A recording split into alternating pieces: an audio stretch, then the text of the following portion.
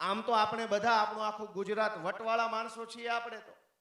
આપણને તો કોઈએ તુકારો કરી લીધો હોય ને એ 4 પેઢી સુધી આપણે વારસામાં આગળ કીધું એક ફલાણો તુકારો કરી ગયો છે, જો જે હોય એને યારે બોલવાનું નથી. અને આ ભાજપના રાજમાં સરકારી માણસો, ભાજપના નેતાઓ રોજ આપણને અપમાનિત કરી જાય છે. ગામની પંચાયતથી માંડી તાલુકા પંચાયત, મામલતદાર ઓફિસ, વન વિભાગની, વીજળી વિભાગની ઓફિસમાં આપણી સાથે જે વર્તન થાય છે એ કેટલું ખરાબ વર્તન થાય છે.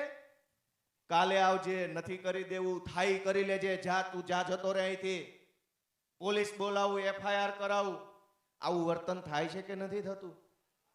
તમે વિચારો કે કેમ આટલું બધું આપણે સહન કરી લઈએ છીએ. આપણા જ ગામનો, આપણી જ જ્ઞાતિનો, આપણી જ બજારનો કોઈક છોકરો આપણને 2 વેણ કહી જાય તો આપણે નહીં ચલાવી લઈએ, પણ મામલતદાર કહી જશે તો આપણે ચલાવી લઈશું. 30 વર્ષ સુધી ચલાવશું પાછા કે ભલે કહી ગયો, મામલતદાર છે. મામલતદાર હોય તો શું છે, ઇન્સ્પેક્ટર હોય તો શું છે, કોઈ એન્જિનિયર હોય તો શું છે? દોસ્તો, હું તમારો આત્મા જગાડવાની વિનંતી કરવા આવ્યો છું કે આ સરકારે આપણને ગુલામ બનાવવાની કોશિશ કરી છે. અને સરકાર ગુલામ બનાવવા માટે થઈને હાથો બનાવે છે સરકારી તંત્રનો. દરેક જગ્યાએ તમે જોશો તો ભાજપ વાળા સરકારી માણસોને આગળ કરે.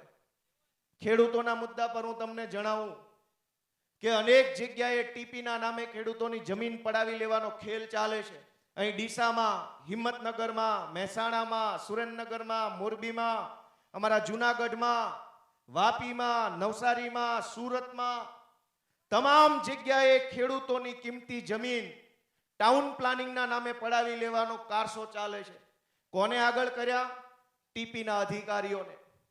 અહીંયા કચ્છમાં, બોટાદમાં, સુરેન્દ્રનગરમાં અને અહીંયા વાવ થરાદથી લઈ મહેસાણા પાટણવાળા પટ્ટામાં વીજળીની લાઈનો અને રોડ નીકળે છે.